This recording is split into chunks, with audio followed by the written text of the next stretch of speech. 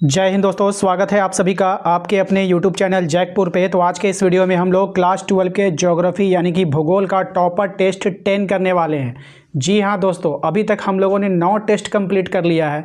अब ये 10वां टेस्ट है। उम्मीद करते हैं कि आप लोगों ने सभी टेस्ट को दिया होगा। अगर आप हमारे सभी टेस्ट को लगाते हो तो आपका पूरा का पूरा बुक कवर हो जाएगा। ठीक है, तो उम्मीद करते हैं कि आप लोगों ने लगा लिया होगा। नहीं लगाया है तो टॉपर टेस्ट के नाम से मैंने एक प्लेलिस्ट बना दिया, उस पर जाकर के आप लोग लगा लीजिएगा।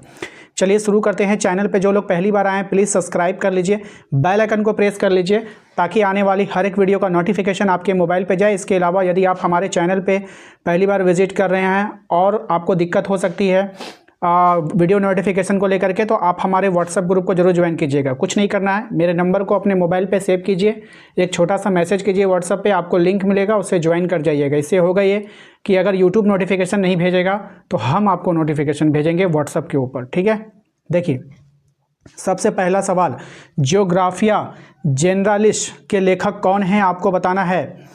ऑप्शंस आपके पास हैं। तो देखिए बर्नार्ड वेरेनियस, देखिए ज्योग्राफिया जनरलिस वेरेनियस दोनों का नाम मिलता जुलता है। ठीक है, तो थोड़ा सा भी कंफ्यूज नहीं होना है। Option number A correct answer है। क्वेश्चन नंबर 2 पे आते हैं। क्वेश्चन नंबर 2 में देखिए कहा गया है कि इनमें से कौन विश्व का सबसे सघन बसा हुआ क्षेत्र है, बताइए।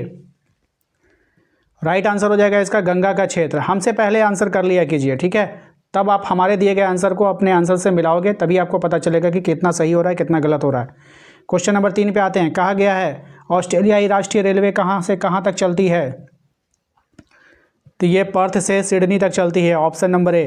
क्वेश्चन नंबर आते हैं 4 में। कहा गया है संभववाद शब्द का प्रयोग सर्वप्रथम किसने किया। संभववाद शब्द का प्रयोग सबसे पहले किसने किया था, तो फेब्रे ने। किसने किया था, फेब्रे ने किया था। ठीक है, इसका पूरा नाम होता है लूशियन फेब्रे। क्या होता है, लूशियन फेब्रे होता है।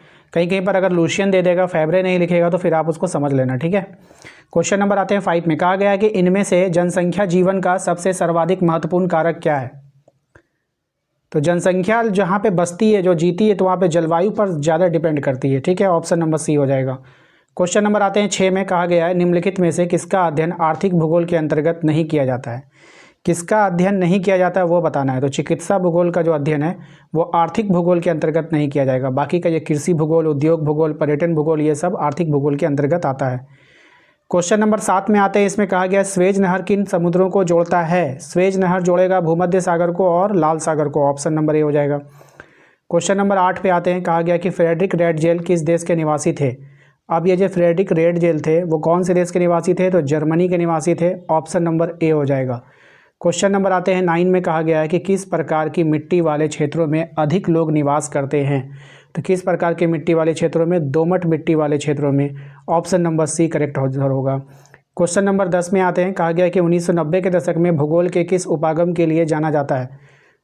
तो ये जाना जाता है आधुनिकतावाद के लिए। किस लिए जाना जाता है, आधुनिकतावाद के लिए जाना जाता है, ऑप्शन नंबर बी होगा। क्वेश्चन नंबर 11 पे आइए। कहा गया है कि किस राज्य की जनसंख्या घनत्व सबसे अधिक है। कौन से राज्य की जनसंख्या घनत्व सबसे अधिक है, तो बिहार की, ऑप्शन नंबर डी हो जाएगा। क्वेश्चन नंबर 12 पे आते हैं। कह रहा है कि जर्मनी में आधुनिक भूगोल के किस विचारधारा का विकास हुआ। तो प्रकृतिवाद, नियतिवाद, निश्चयवाद, तो इनमें से सभी हो जाएगा, ऑप्शन नंबर डी। नेक्स्ट आते हैं अगले सवाल में। कहा गया है कि विकसित राष्ट्र सामान्यतः जनांकीय संक्रमण की किस अवस्था में होता है। प्रथम अवस्था, द्वितीय अवस्था, तृतीय अवस्था, चतुर्थ अवस्था, किस अवस्था में होता है बताइए। तो प्रथम अवस्था में। किस अवस्था में, प्रथम अवस्था में, ऑप्शन नंबर ए हो जाएगा। Question number 14। पर्यावरणीय नियतिवाद विचारधारा की शुरुआत जर्मनी के किस विद्वान के द्वारा किया गया। ये किया गया था वेरेनियस के द्वारा, option number C correct answer होगा। क्वेश्चन नंबर आते हैं 15 में। कहा गया कि महानगर की जनसंख्या कितनी होती है। महानगर की जो जनसंख्या होती है वो 100 लाख के बराबर होती है, ऑप्शन नंबर डी हो जाएगा। क्वेश्चन नंबर आते हैं 16 में। कहा गया कि आधुनिक भूगोल के संस्थापक किसे कहा जाता है। आधुनिक भूगोल का संस्थापक कहा जाता है कार्ल रिटर को, option number B correct answer होगा। क्वेश्चन नंबर आइए 17 में। कहा गया कि विश्व की कुल जनसंख्या का कितना प्रतिशत भाग भारत में है। तो विश्व की कुल जनसंख्या का 17.5% भाग कहाँ है, भारत में है, ऑप्शन नंबर सी होगा। देखिए, यदि आपने अभी तक हमारे वीडियो को लाइक नहीं किया तो लाइक कर दीजिए। आपके एक लाइक से हमें मोटिवेशन मिलता है और हम आपके लिए ज़्यादा से ज़्यादा वीडियोस बना पाते हैं। आप पूरे यूट्यूब पर खोज कर देख लो, कौन आपको 10 टेस्ट ला के दिया है? कोई नहीं दिया है, सिवाय हमारे चैनल जैकपुर पे द्वारा। ठीक है, तो वीडियो को लाइक किया कीजिए। कम से कम वीडियो अगर पसंद नहीं है तो कम से कम हमारी मेहनत को देख करके आप लोग लाइक कर दिया करो। पर्यावरणीय निश्चयवाद विचारधारा के समर्थक विद्वान एलन सैम्पल किस देश की थी? बताइए। तो इसका राइट आंसर हो जाएगा संयुक्त राज्य अमेरिका की थी। कहाँ की थी यह? संयुक्त राज्य अमेरिका। क्वेश्चन नंबर 19 में आइए, कह रहा है निम्नलिखित में से किस प्रकार की बस्तियाँ सड़कों, नदियाँ या फिर नहरों के किनारे विकसित होती है? किस प्रकार की बस्तियाँ? तो रेखीय बस्तियाँ। ठीक है, ध्यान रखिएगा। क्वेश्चन नंबर आते हैं 20 में, कहा गया है कि किसने कहा मानव प्रकृति का दास है? ये बात किसने कहा था? तो अरस्तु ने कहा था। किसने कहा था? अरस्तु ने कहा था। क्वेश्चन नंबर आते हैं 21 में, कहा गया है कि सर्वाधिक जनसंख्या निम्नलिखित में से किस महाद्वीप में रहती है? तो सर्वाधिक जनसंख्या जो रहती है वो ऑस्ट्रेलिया में रहती है। Option number C correct answer होगा। क्वेश्चन नंबर आते हैं 22 में, देखिए कहा गया है निम्नलिखित में से कौन सा एक मानव भूगोल का उपागम नहीं है? कौन मानव भूगोल का उपागम नहीं है वो आपको बतानी है। तो मात्रात्मक क्रांति, option number B.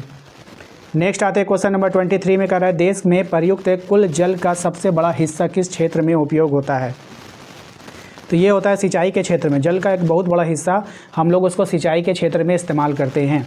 Question number आइए नेक्स्ट 24 में, कह रहा है फेंको और जाओ विचारधारा का दूसरा नाम क्या है? फेंको और जाओ विचारधारा का दूसरा नाम है नव निश्चयवाद। ठीक है, ऑप्शन नंबर ए हो जाएगा। क्वेश्चन नंबर 25 कह रहा है इनमें से कौन प्रवास के आकर्षक कारक नहीं है? कौन प्रवास का आकर्षक कारक नहीं है? तो महामारियाँ, option number D correct answer होगा। क्वेश्चन नंबर आते हैं 26 में, कहा गया है कि नव निश्चयवाद की संकल्पना किसके द्वारा प्रस्तुत की गई है? तो नव निश्चयवाद की जो संकल्पना प्रस्तुत की गई है वो की गई है ग्रिफिथ टेलर के द्वारा। ऑप्शन नंबर ए हो जाएगा। क्वेश्चन नंबर 27 पे आते हैं। इसमें कहा गया कि भारत में ज्वार का सबसे बड़ा उत्पादक राज्य कौन सा है? तो भारत में ज्वार का सबसे बड़ा उत्पादक राज्य है आपका महाराष्ट्र। ऑप्शन नंबर बी हो जाएगा।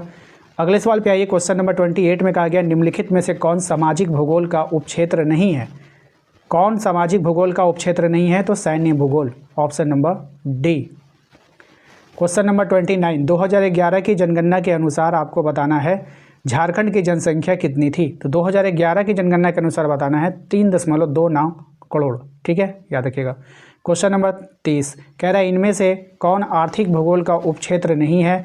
4 ऑप्शन है आपके पास, चारों में से पहचानिए कि कौन नहीं होगा। इनमें से कौन आर्थिक भूगोल का उपक्षेत्र नहीं है? तो ऐतिहासिक भूगोल, ये जो है आर्थिक भूगोल का उपक्षेत्र नहीं है। तो हमने आपसे 30 सवाल किया, 30 में से आपने कितना सही किया हमें कमेंट कर जरूर बताइएगा।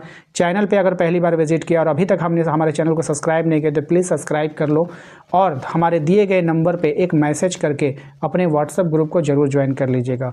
परीक्षा देने जा रहे हैं, परीक्षा देने से पहले PYQ को जरूर रिवीजन करके जाइए क्योंकि PYQ का बहुत बड़ा रोल है। अभी तक जितने भी परीक्षाएँ हुई है सारे परीक्षाओं में PYQ पूछा गया है।